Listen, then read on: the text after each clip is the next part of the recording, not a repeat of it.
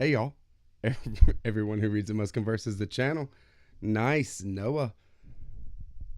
Glad to have you. Happy Friday. Awesome to see everyone around. I got my phone out here to see how hot my mic is coming in, right? Can y'all hear me very well? Let's see how it goes, right? Man, it's been a great week. And Friday is here. I saw Jeff in the Jeff in the chat already. It's sounding good to me. You guys let me know. Saw Jeff in the chat already. Happy Friday, Jeff. Sounds like an awesome day. And yeah, I'm going to have a great show. I mean, it's the freaking wrap up of the end of the year. You guys are in store for it. I'm just thinking, how am I going to talk about so much stuff? You should see the insane stack that I have on the table in front of me here on the desk. But even more than what was on the picture in my thumbnail, I keep remembering books that I've read this year, and I just keep adding to the stack, and it's like I can't talk about all this at once. James Viana, happy Friday. Thanks for coming by, brother. Awesome. Favorite Cactus Boots? Yeah, favorite book of the year, Cactus Boots. Best, the tie between Moby Dick and Ulysses. Well, what a tie. Different books do different things, right? So it's so hard to put different books from different time periods up against each other. Conrob, happy Friday, brother. Yes, favorite Manifold Destiny of Eddie Vegas, and the best is either that or Cactus Boots. The Manifold Destiny of Eddie Vegas is a wonderful book, amazingly well written. Rick is an undeniable master. Rick Harsh.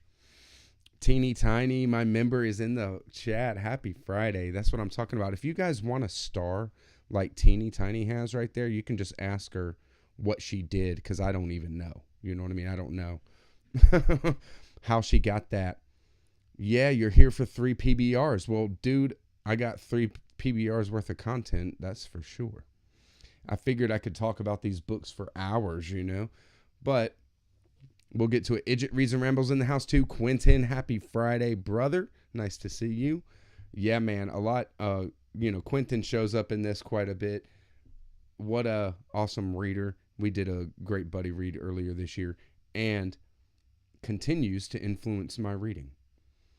Gore Vidal, happy end of the year for sure, brother. Happy Friday. Thanks for coming by. The Falcon. Tyler, yeah, you did have a great reading year, man. If your content is any indication, I definitely keep up with what you're doing, and you just read something else that I'm like, man, I wish it was The Man Who Was Thursday. I was looking, it's something that's interesting to me. I never picked it up. I don't see it in used stores, whatever, but I haven't got to it. And then you're reading it, so we are right there in the vein with each other for sure. Good evenings, ladies and gentlemen. SS in the house. Happy Friday, bro. Guess Genji is the best first time read you've had this year. What an amazing book. Genji's going to show up. I'm going to start off right there. Well, I'll say hey to Trish first. Hey, Trish Bowell. Happy Friday. Nice to see you. Very cool. I'm going to start off talking about the graphic works that I've read this year. The earliest graphic work, earliest in the year that I read, like chronologically, was Mouse. Read this early off in the year. Wanted to touch on it because it had been long enough since I read it that it was time, right? What a powerful story. How it's told is multi-layered, a kind of nested narratives. If you've never read it, I highly recommend it. Very powerful work. What we love storytelling for, the ability to tell something very hard to tell, a story that is a heart-wrencher, but to tell it in a way that is interesting and keeps a reader going on, and then drops it on you in a very deft way, right? In a way that works. So, Art Spiegelman, this is a kind of bio piece for him as an artist. And it is him, his family, his father plays a big role. And it's beautiful. It's very beautifully done. As a piece of artwork capturing a piece of history, but not only history, but family history, this life. How something as horrific as World War II affected a family, a real family, and a family that one happened to be an artist, right? And created this awesome work. I dig Art Spiegelman's stuff. The art is great. I love really simple lines, and it's done very well. I assume that most people here have come in contact with Mouse. Everyone's tired of you here. Come on, Idjit. Come on, Idjit. Even if we were, we would never tell you. Yeah, man. Falcon's War and Peace review. I mean, dude, he does complete howlers of reviews. It's so funny. Chesterton, one of the best for sure. Thanks. It is a nice poster. I'm one of the, like the captain of the fan club. All right. I'm the number one fan. That's for sure. There was a reread of Cactus Boots this year as well. I'm going to touch on that a little later on. One graphic work that you guys have not come in contact with, I'm sure, or I'm more than likely, is Genu or Genu, right? Like genus. So Genu is a graphic novel put out by Todesca. This is Tom L.A. Books with another writer and a wonderful artist, I swear. Fastove is her name. This artwork is fantastic, but even more fantastic than the artwork is the story that's in Genu here. Very awesome. Noah is number one. Thank you, Jeff. Black and white, very crisp, very cool artwork. But when it comes down to ideas, I was so happy to come in contact with this, so happy to jump on board with it, because there is a level of philosophical questions that come out in this, and the actual story plays something like Philip K. Dick. You're in an apocalyptic kind of future. Things are just not going to be good. They're not going to turn out good no matter what. And a kind of paradigm shift happens. And I love paradigm shift stories. Paradigm shift stories, when something like that happens, it's an amazing thing when it works. I'm reminded of things like The Moat in God's Eye by Larry Niven, and then also all of the Dune series, where at the end of Frank Herbert's Dune books, there's just kind of a reveal, and you gain a perspective that's greater than what you had the whole time reading. And so I love it. I'm going to catch up on chat real quick. Yeah, Mouse of a staple for sure. Anarcho-individualist cat for sure. Noah's number one. Thank you, Jeff, for sure. Hey, kids, let's go to bed now. Rick Harsh, thanks for coming by, brother. I love to see you in the chat. I'm talking all kinds of crazy books tonight, and I'm sure you've read some of them. I know you got to get to bed, but thanks for stopping by, even if you do just bust out. Yeah, we want some more jokes. Quentin, drop them in the chat all you want, bro. I like the chat just moving, you know what I mean?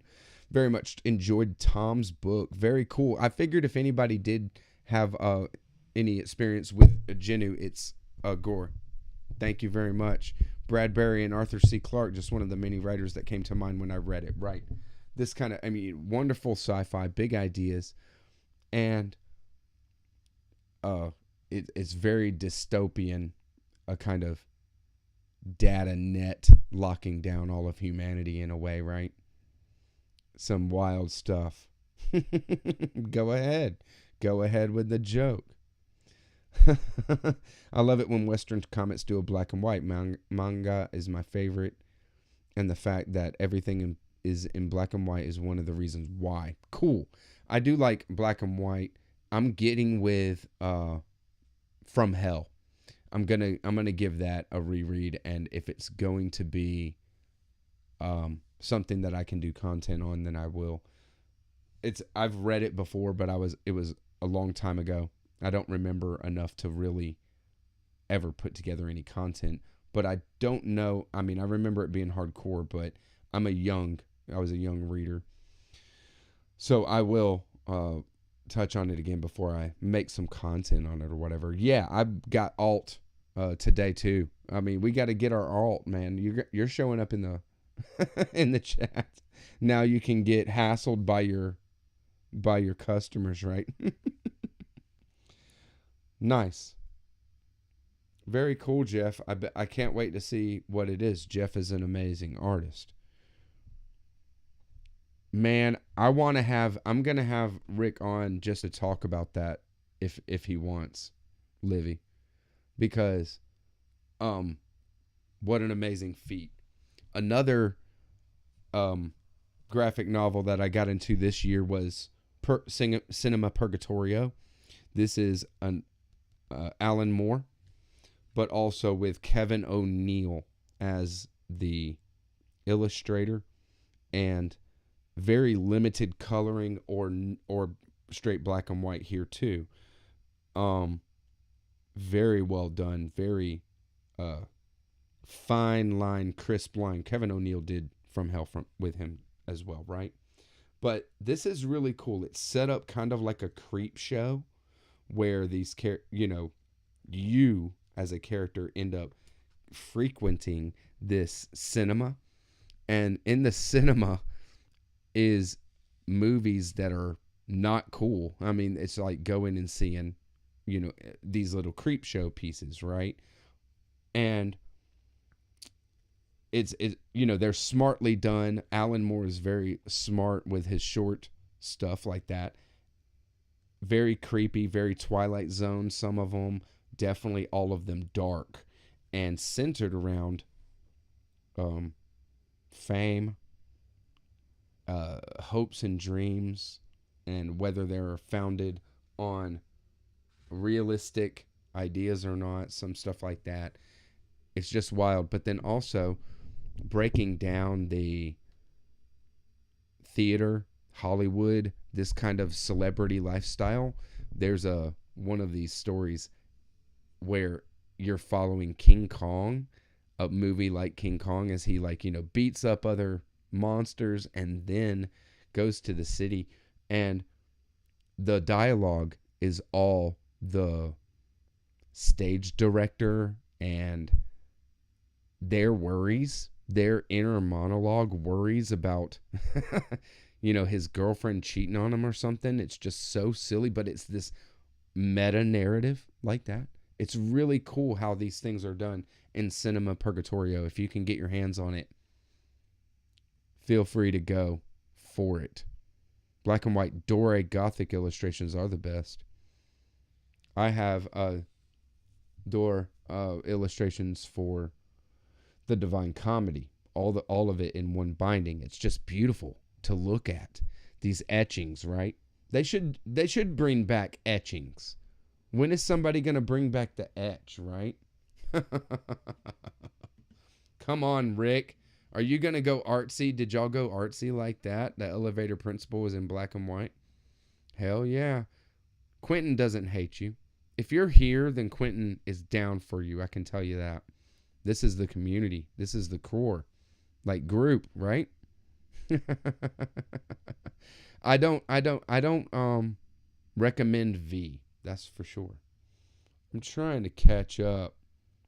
V is a bit long, but it was the first attempt by a freaking genius.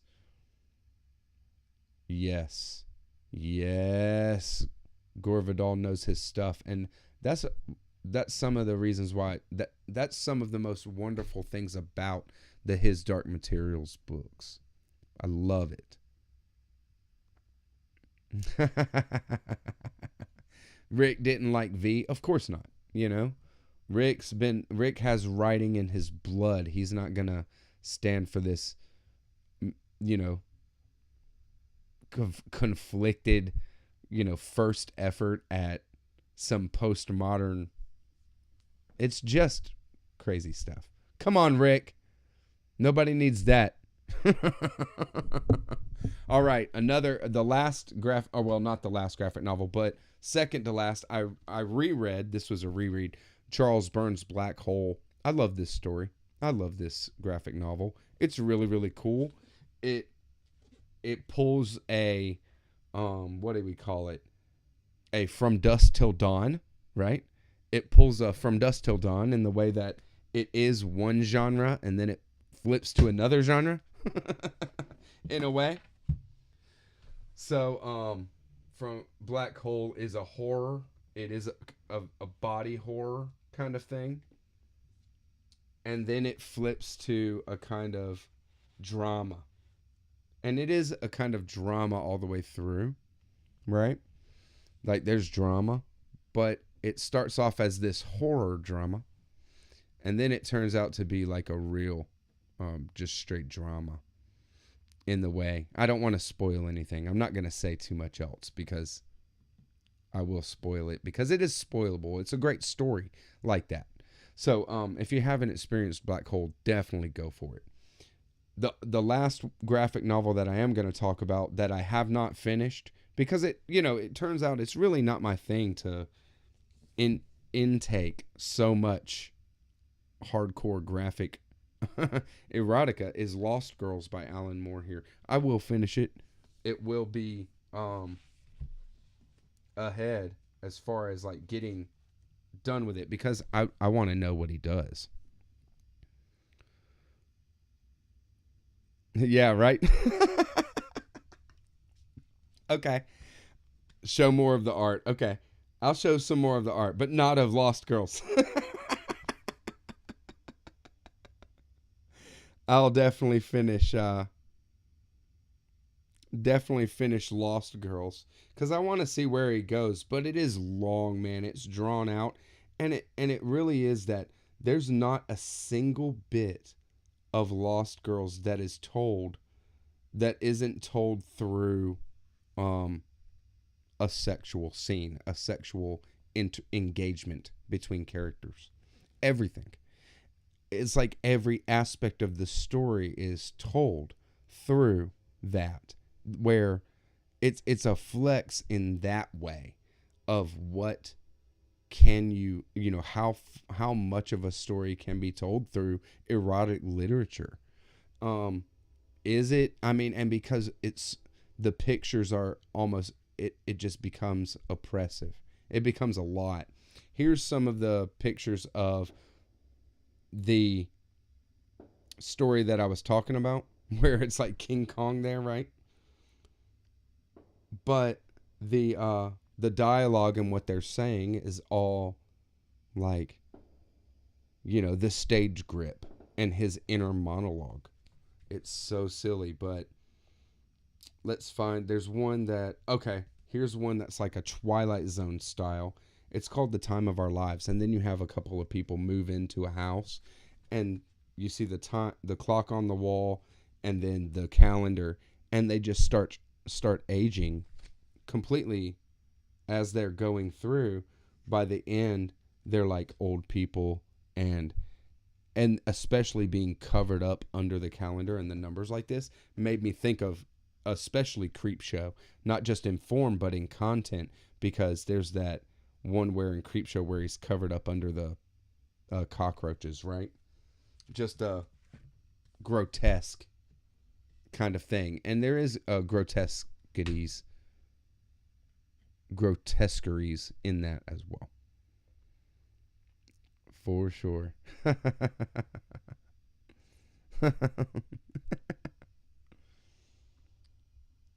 Oh my God. That's funny. Yeah. That's cool, GV. That's very cool. Yeah, like 16 Candles and stuff, right? An amazing read.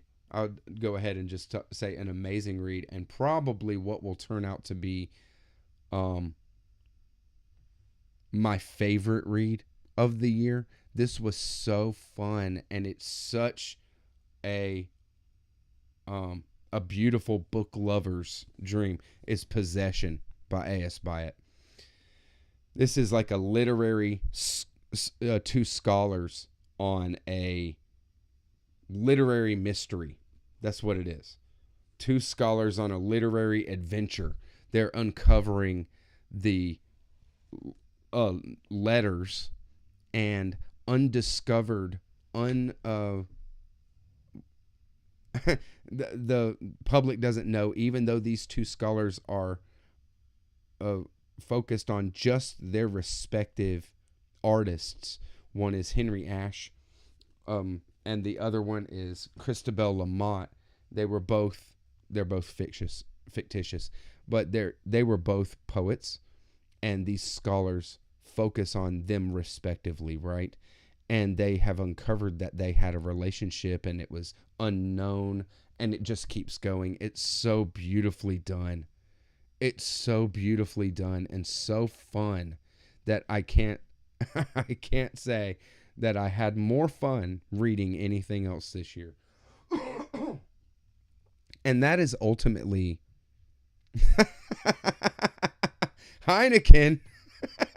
We drink Pabst Blue Ribbon.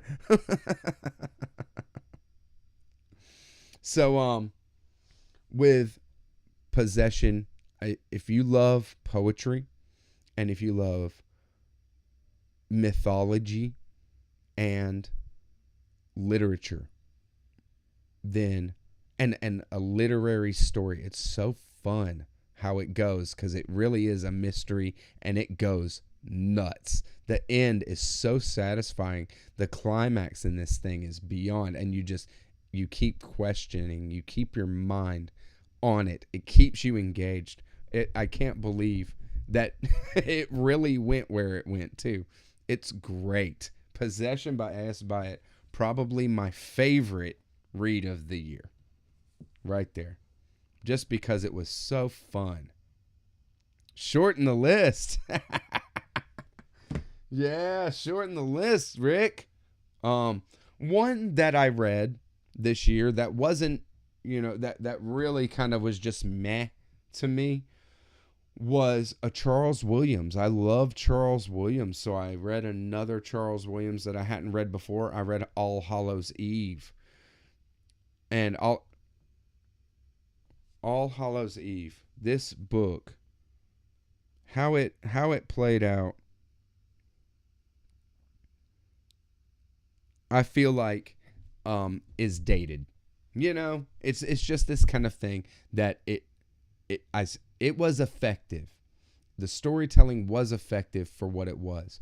You have to put yourself in the time period and in the date so much that it really, it can't be as effective anymore, because there's so much more communication that can happen. And this whole story is centered around a representation of like art, but stressed through the communication of individuals, like a collective artwork, right? And the ways to express collective interaction at that time were so limited compared to what we have now that the story is just so dated. But ultimately I enjoy what it was that was done. I'm glad that I read it, because I want to read all of Charles Williams' stuff. I would even reread it. It was good. Like, it's effective enough like that. It's good. But dated. So definitely lower on the list of something that I would suggest that somebody read by Charles Williams. I probably would not suggest it in light of other stuff. that I've read, because there's just so much really great stuff like War in Heaven or The Greater Trumps. And now I see new people. Hidalgo is in the chat. What's up, buddy? Happy Friday. Nice to see you. I also read earlier in the year Alan Moore's The Voice of the Fire. This is Alan Moore's first book. He's only written this book and Jerusalem for full novels and short stories. I'm reading as well. That'll show up a little later on because I'm not finished. It's not really a 2022 read. You know what I mean? But The Voice in the Fire was very, very good. I didn't do any dedicated content on that. Maybe yet. Maybe I will. Because there is some very interesting stuff in there. But I feel like it was a less mature stab at what he does very, very effectively with Jerusalem, right? Which is exploring Northampton as a place, as an archetype for every place, and somebody's experience in Northampton as everyone's experience, right? Just really, really cool. Really, really cool how it's done. I love Alan Moore. Is one of my favorite authors, maybe my favorite living author. But I just felt like maybe I didn't have enough to say to do a dedicated video on The Voice of the Fire. It is very much like 5 short stories, pieces, snippets, portraits, if you will. You know, portraits of a place instead of portraits of a person, like portraits of an artist as a young man, right? But more portraits of a place, and then building this kind of psychogeography is a term that is used for Alan Moore, you know, if you will. Speaking of portrait of the artist as a young man, this year I read Near to the Wild Heart. Near to the Wild Heart is Clarice Lispector's first novel. Wow. Like, freaking wow, dude. Rolling down the street, baby. Smoking Indo. And Clarice Lispector is straight up doing Portrait of an Artist as a Young Man, but it is her, and it is not her becoming like an artist so much as her becoming all that she can be. And it's like very spiritual, more spiritual than Portrait of an Artist as a Young Man. I see Portrait of an Artist as a Young Man as very intellectual, and these spiritual things are relegated to a lower level, like emotional, something like that, right? And with Clarice Lispector, the spiritual is all that there is all that there is like the real, all that there is the spiritual. So her desire to be who she is the baseline for any activity. And she becomes, you know, in a very big way, like how Portrait of an Artist as a Young Man, we see a young man becoming. We see a young woman, not, you know, her name's, it's not Clarice Lispector, but it is, right? Kind of like Stephen in Portrait. We see her becoming, and it is a wonderful, beautiful, euphoric experience. It was a great read. But I would say it is a less mature effort as well. You can see these kind of things in a couple of my reads this year. A less mature effort by the writer. I wouldn't suggest somebody go for Near to the Wild Heart. I would suggest for sure Agua Viva or Passion According to G.H. Even short stories before going for Near to the Wild Heart, because, you know, I I don't know. I also like to start with an author from their first works, but with knowing that you can't judge somebody by their first work. Then if you're going to go for an author's first work, you got to know that you're going for their first thing, right? And that's just it. Hey baby, Emily Clemens in the house, and she's in this house, and she's in my Everyone Who Reads It Must Converse house. It's on. Very cool, SS. Get to it. If what I said strikes your fancy at all, then get to reading Near to the Wild Heart, brother. It's good. Echo is actually Indu as indoor, as in refers Indo. Oh yeah, Indo as in outdo. Don't be outdo. It's Indo. You know, Jeff. Jeff's seen Friday a couple of times. But that window. That's funny. Very funny. See, dropping knowledge in the chat, Jeff. Enlightening everybody. Hey, Alexa. Happy Friday, bro. My boy Alexa from Serbia in the house. Nice to see you for sure. See? Alexa got 3 entries, dude. He wants that gold cactus. I think he wants the gold cactus. I think if Alexa wins, he's going to go for that. I don't know for sure.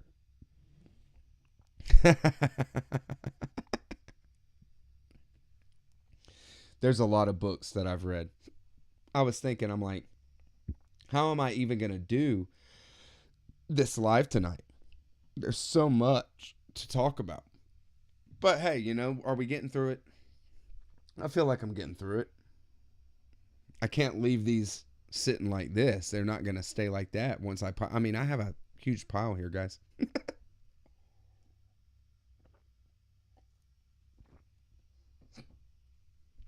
So much talking, though. I got hiccups. Trying to take a drink, see if I can get them to go away real quick. I love the posthumous memoirs of Bras Cubas. We had real fun. Reading that book. Heck yeah.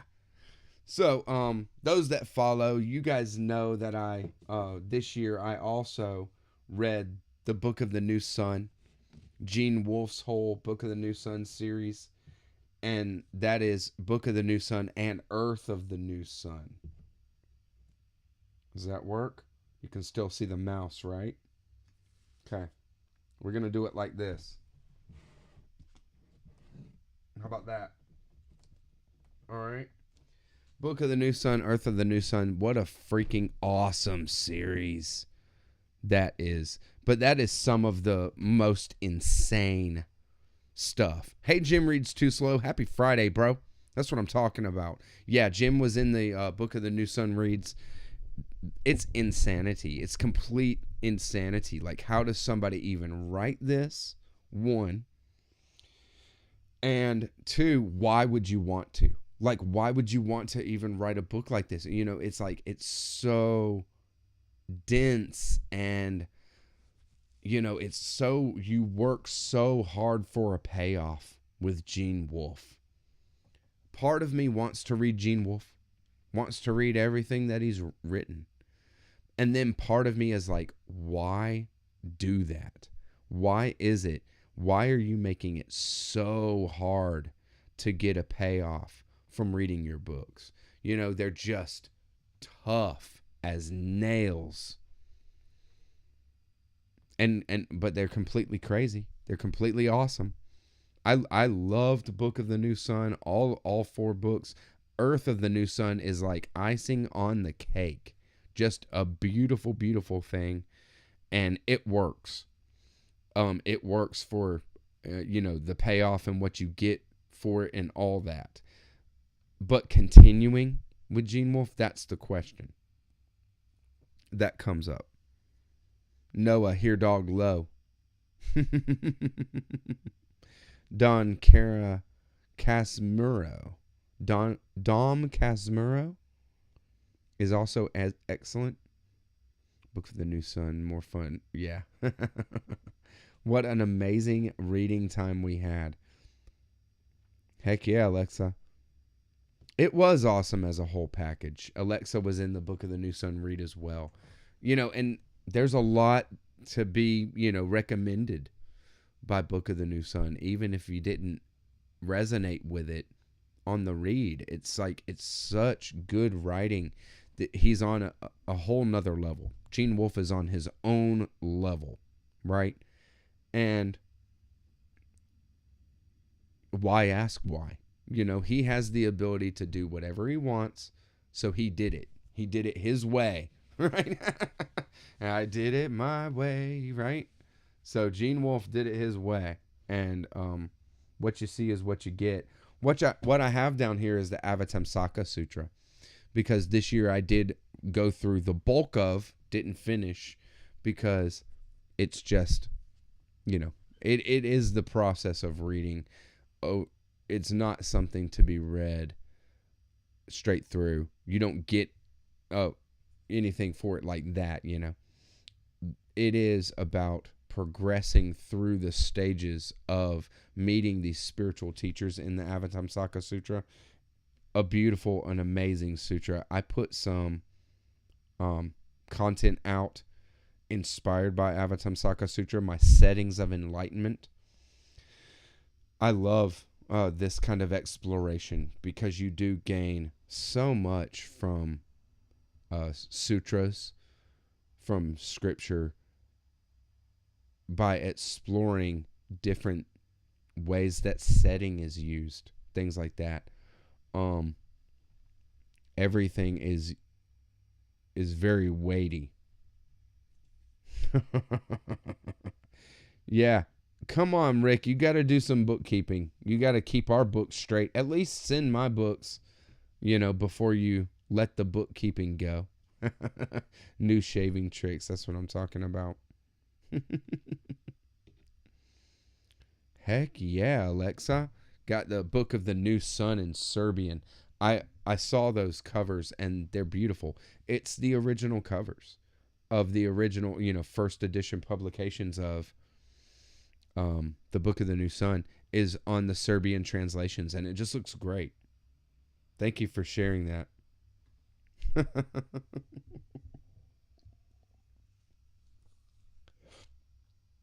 Nice. Heck yeah. Yeah, Alexa did it in audiobook the first time. That's right.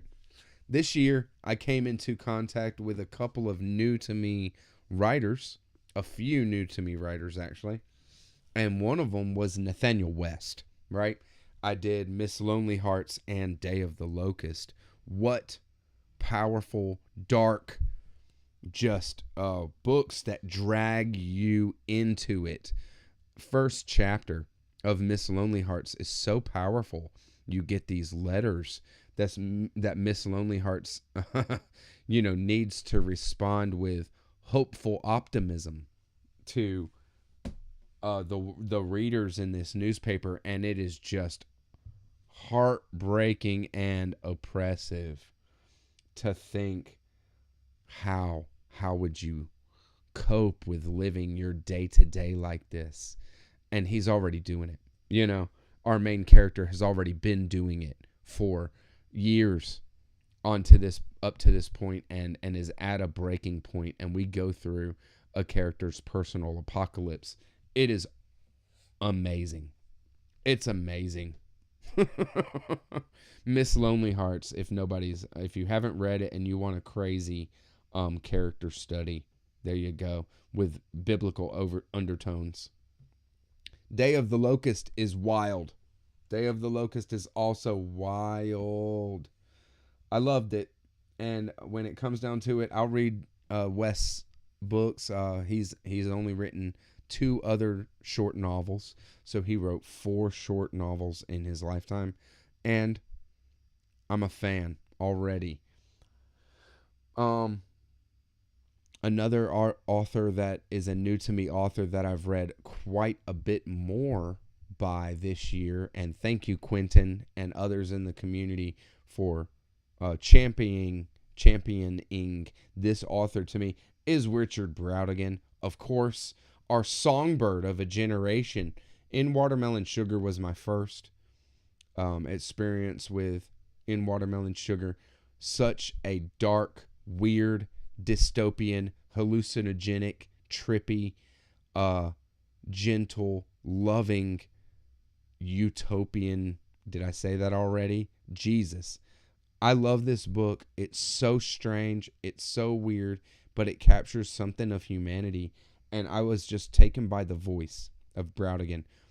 I don't think that a male voice as a writer has affected me in this kind of way. Female authors, he has something about his style there that is reminiscent of female authors more than male, I would say, at least in my experience. Okay, and in Watermelon Sugar, I read Trout Fishing in America. This is one of the most trippy, one of the most abstract books that I read was Trout Fishing in America. I am not going to say too much more than that. If you just want some total 60s lit, there you go, for sure. But he did more than just weird, trippy, abstract stuff. And I read A Confederate General from Big Sur, Dreaming of Babylon, and The Hawkline Monster as well. And these are cool. It shows that Brautigan has a lot of range with his writing, or had a lot of range with what he could do and his understanding as a storyteller. The Hawkline Monster is this kind of weird, kind of Lovecraftian kind of monster adventure, a kind of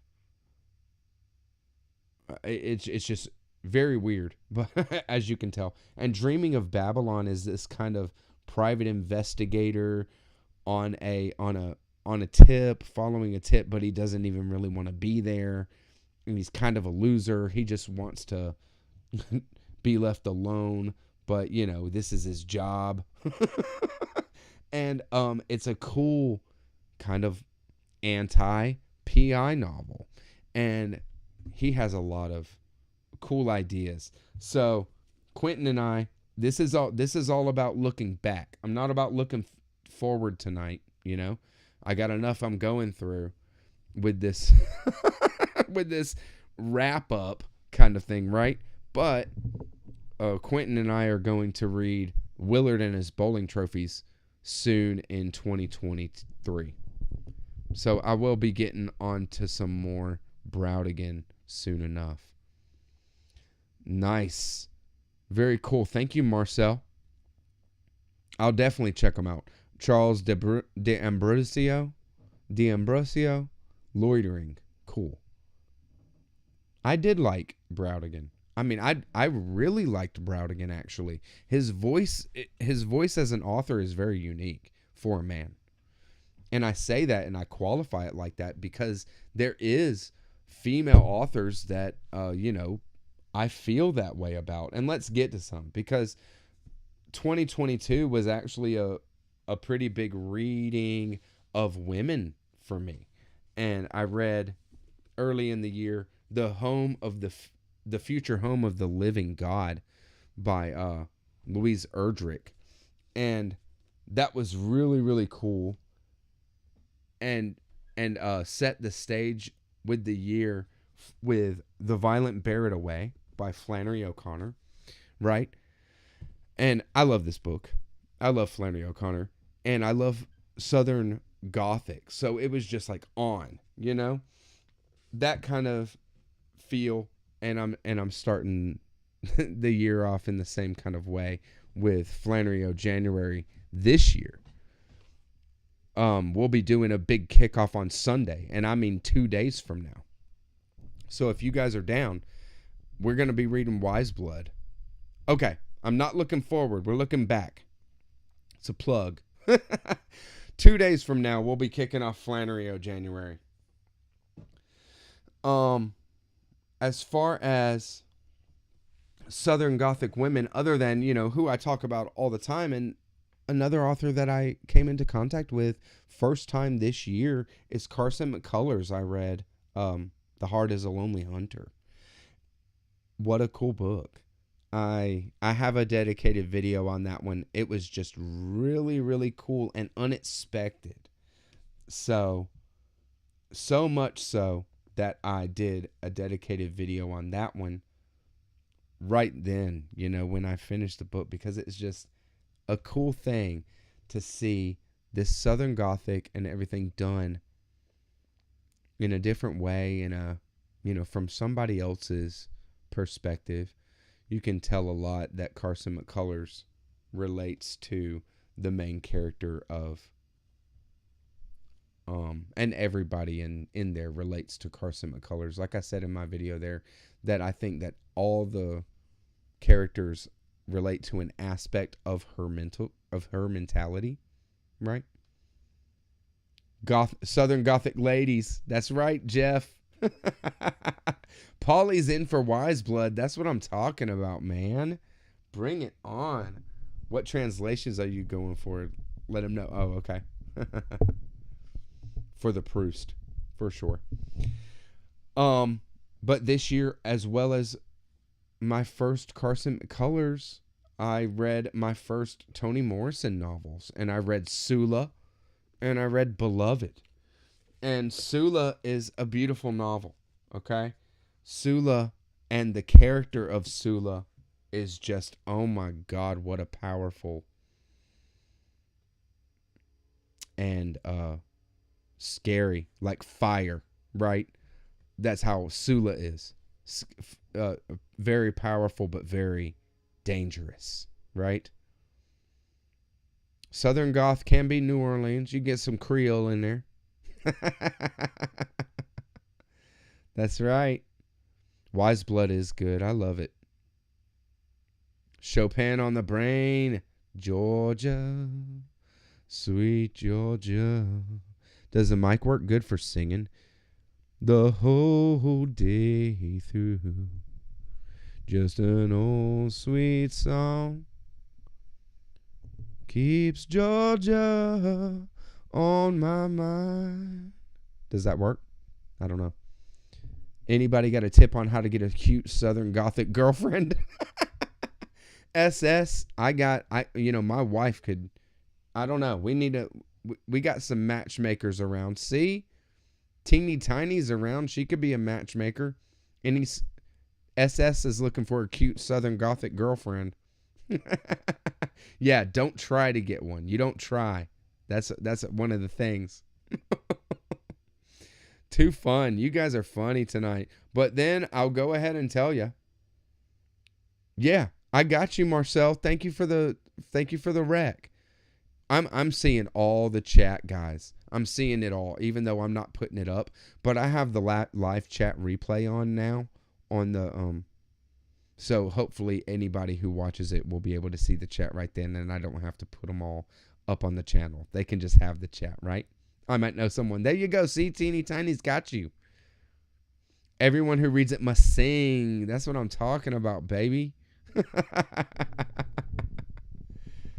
So, I'll go ahead and we're going to say it. I'm going to call it my best read of the year.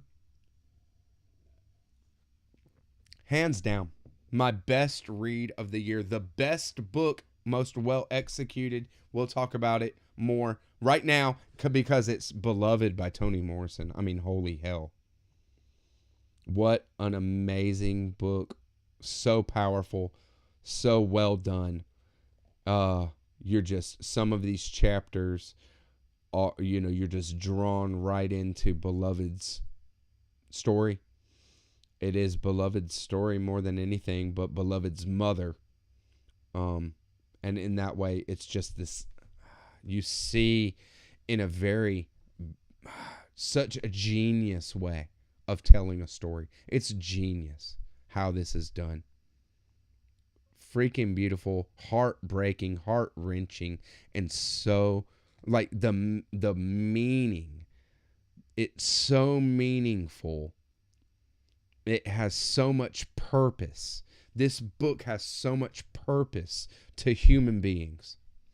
It can show you something that most books will never. No matter how much they've tried, they can't do it. Toni Morrison is unbelievably strong, a master, undisputedly just capable of doing anything. Beloved is a masterpiece. I've been overwhelmed. It's this kind of thing. I haven't made content on Beloved because I feel like I need to read it again before I even talk about it. It's that much. It's something that I would hesitate to say what I even think about it, because every time that I think about it, there's more and more and more and layers and beautiful stuff. And even though, I'm not, thinking of something new with Beloved that I didn't think of before, but retouching some of the themes or how something is played in the story and feeling it again and allowing it to go down into the depths of you. And that's what Toni Morrison is doing, is writing to the depths of people, of all of humanity. It's beautiful. Tyler, you're going to love it, man. Tyler, you're going to love it, man. You're going to love it, man. Have I read Bastard Out of Carolina? I haven't. Who wrote it? Bastard Out of Carolina. Another a masterful book that is in this Southern Gothic style. It's close because I love this book, but this is not Faulkner's best. It is Light in August. I read Light in August this year, and it's not Faulkner's best. That might be The Sound and the Fury from what I've read so far. But it's so good, and it's so good as a character study that it really affected me. It really broke me open in my experience to something else than I would ever come in contact in my real life, right? And so Light in August was very close to Beloved, very close to that best book that I've read this year.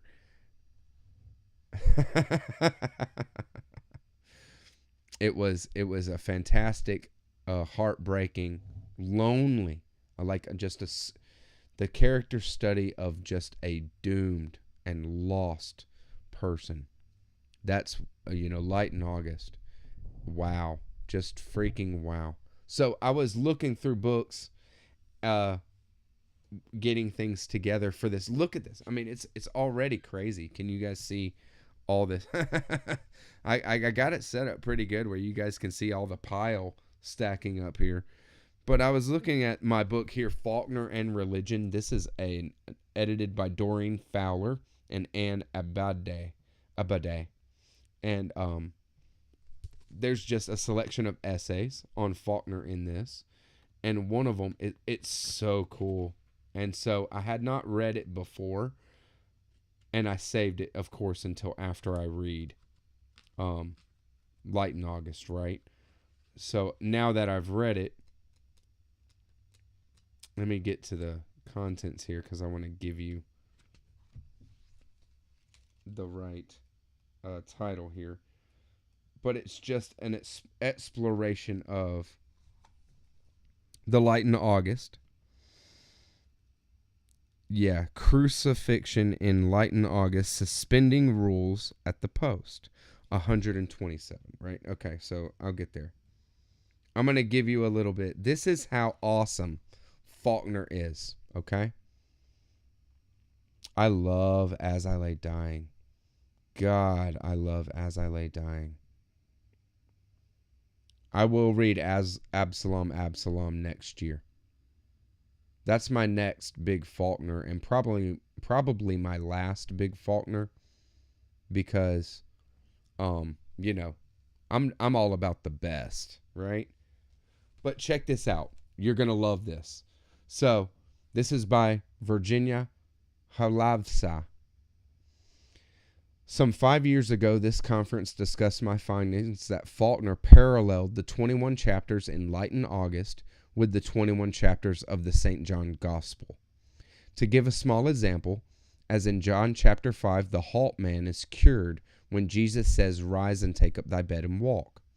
Now, unlike those marvelously concrete medieval representations of the scene, the bed would have been a simple pallet of a poor man. Thus, in Faulkner's chapter 5, we read that Joe was in the act of reclining when he stopped, halted. If we allow the pun, it simply confirms what we know about Joe anyways, that society has made him the halt man, and especially since he then takes the single half cotton blanket which composed his bedding, unquote, and begins walking to the stable. In a similar way, each of Faulkner's 21 chapters has specific thematic and dictional echoes from the corresponding chapter in John. How awesome, right? That St. John, the Gospel of John actually is a scaffolding for Light in August. I've never heard anybody say that. I've never heard anybody talking about that. And there's been quite a bit talking about that on BookTube, talking about Light in August, okay? I'm not the first one. So, I figured I'd share it, and it might be something really cool to get into, because I loved Light in August. And I'll get into it and dig in, especially if like maybe Midrash is coming around next year. I'm down for it. I know that Jason over there is, barely reading Old Blues chapter and barely reading, right? I don't know. So if he's gonna do, if maybe Midrash is up, and if not, then I'll do it myself. I don't give a crap, right? I can read whatever we want. I love reading literary analysis. Lately, I've read it less because BookTube makes me want to read fiction, right? Like this community and what we do here just lends itself to fiction, right? Big time. I'm glad this is turning out really well. That the sound is good. I feel like I've got my setup together, and let me tell you, it's really crazy, guys, because I have a lot of tech now. My tech is on point, and I'm just the kind of dumbass. I mean, I'm not any big techie, so it's taken me a while to get it to where it even is just normal, right? But it doing what it's doing right now, what I got going on right now, I'm like, holy crap, dude, this stuff can really do this, and I got stuff sounding good, looking good. I made, and hopefully it's all coming out right, but I'll watch it afterwards and tweak it a little bit more. I got a really great pinch on analysis. I mean, it's just great to dig into his stuff. Browdigan's, I don't think that there's anything better than Browdigan's bio. There's like some giant Browdigan bio. That's what you got to read. And me too. I haven't read it, of course. But I'm very interested by somebody who is certainly very intimate. Sweet. With Browdigan's life. That's what I'm talking about, Teeny Tiny. See, Teeny Tiny gives me feedback. I guess it's a member thing where they actually give you feedback for what's going on, right? I'm like, I don't even know what's going on anymore, guys. I read this year, there's a lot of kind of things where you retouch things that you've read before, right? And so I grabbed something, yeah, a members only thing. That's what it is. You guys get on it. Don't you want to be green like Tiny over here? Don't you want a star by your name? Set yourself apart from the crowd. Why don't you? Very cool. So I'll end it with showing a few things and then just honorable mentions because we're already here at an hour. I'm telling you, I knew I could talk for hours about what I've gone through. Their writing is technically perfect but bad. I am picky about literary criticism. I don't go for whatever. I don't just read, something because I'm interested in the subject matter. It is the book itself. I'm very critical myself of my own literary analysis that I'll read or that I'll, take. But some of the things that I reread this year is Flatland by Abbott. I reread this almost every year. Probably say I've read it every year for the last 10 years of my life. Something like that. It's kind of like thumbing through the Codex Seraphinianus, right? I've read the Codex Seraphinianus or thumbed through the Codex Seraphinianus this year. Same thing with William Blake's Jerusalem. I've thumbed through it all the time. You know what I mean? I'll just pick it up. And one of the things that I touched on was Una over at the Codex Cantina sent me a letter to a Hindu. This is Tolstoy writing a letter to in response to Gandhi writing a letter to, or reading his book, writing something, right? And it was great. Yeah, I love Flatland. I touch it. I reread it all the time. That kind of thing, right? But so I read this, and it turns out to be kind of like what inspired Tolstoy to write The Kingdom of God is Within You. Okay, I love this book. The Kingdom of God is Within You is a freaking fantastic book, y'all. It is not a story. It's not a narrative. It is Tolstoy's personal beliefs, and it is great. Okay? I mean, I can't really say anything else about it because it's not for everybody. You're not going to like it right but it is this kind of thing that I'll throw my weight behind at this point now. I love it. It is the way it needs to be. Social anarchy. It is the tenets of Christianity taken to its logical conclusion, which is a complete social anarchy, demilitarized, no military, no private property, all collective, all, like I said, you're not going to like it. But if we need to get there if we're going to have a society where everybody cares for each other. Period.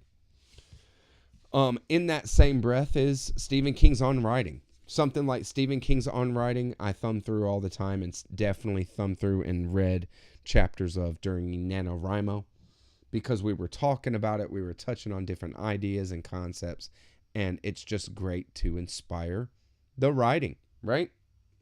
So that's something that'll go over and over. SS, give it a try, bro. Don't say it till you read it, okay? Don't say it till you read it, SS. Just read it. Go ahead, Marcel. Go ahead, Marcel. I dare you. I love The Kingdom of God is Within You. It's an amazing book. These scientific materialists want to act like anybody spiritual is just a dumbass. Can't do it forever. Let me tell you. There was a reread of Cactus Boots this year. What an awesome read. Just goes right at home right there, right? Killer.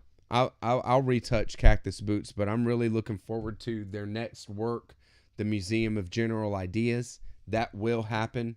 We'll get the Museum of General Ideas probably this next year. Maybe not. I don't know. We'll see.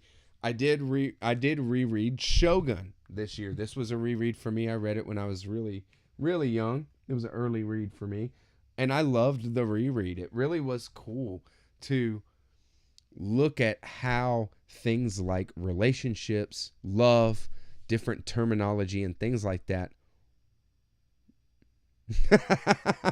A heavenly hall. I don't know what that means. I don't know what that means.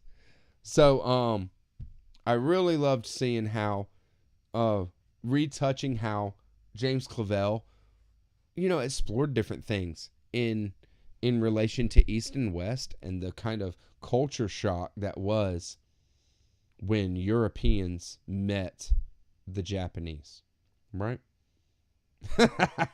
I just did it. There you go, buddy. Yeah. Tale of Genji. There you go. I'm sorry I haven't finished that one, Quentin. Let you down. You know what I mean? But hey, I'm gonna disappoint you. Okay? I'm only a human being just like anybody else. I'm no different. I'm no better than anybody else. I'm gonna disappoint you. So that might be the one. I've disappointed it. The Genu. There you go. Yeah, the Genu is there. Hey, can we still see the Genu? There you go, man. I love it. Noah's Book of the Year. No. My best book of the year is Beloved. My favorite book of the year is Possession. Yeah. That's Quentin's book of the year, Tale of Genji. I'm still working through Alan Moore's Illuminations. That's been cool. So Alan Moore's going to keep on the channel. Still working through Borges poetry. And going to keep on with the Borges too. So there you go. Here we go. What do we got? Let's make it big. What do we see? Everything? Can we see everything? Is that all of it? Yep. Happy Friday, y'all. Thank you very much for coming by. And we'll catch you on the next one. Bye-bye.